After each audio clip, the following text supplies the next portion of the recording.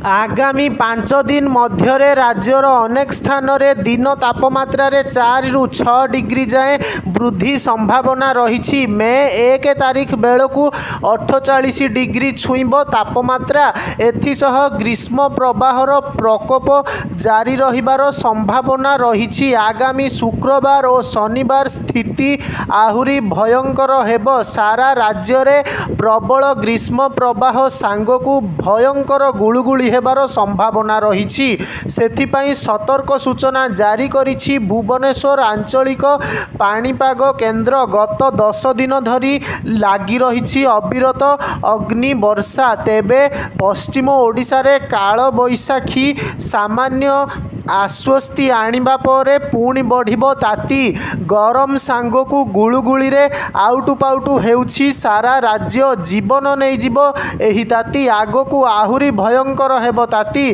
भुवनेश्वर आंचलिक पाणीपाग केन्द्र अनुसार बुधवार और गुरुवार नुआपड़ा, गजपति, गंजाम, खोर्धा, जगतसिंहपुर, केन्द्रापड़ा, बालेश्वर जिले में ग्रीष्म प्रवाह जारी हेबार संभावना रही। सेहीपरि भद्रक, जाजपुर, केन्द्रापड़ा, कटक, पुरी, खोर्धा, गंजाम और गजपति जिले में खरा सांगकु प्रबल गुळुगुळी हेबार संभावना रही। सेथिपाई येलो वार्निंग जारी करा जायछि। सेहीपरि शुक्रवार सुंदरगढ़, केन्दुझर, मयूरभंज, बालेश्वर, भद्रक, केन्द्रापड़ा, जगतसिंहपुर, जाजपुर, ढेंकानाल, कटक और खोर्धा जिले में प्रबल ग्रीष्म प्रवाह हेबार संभावना रही।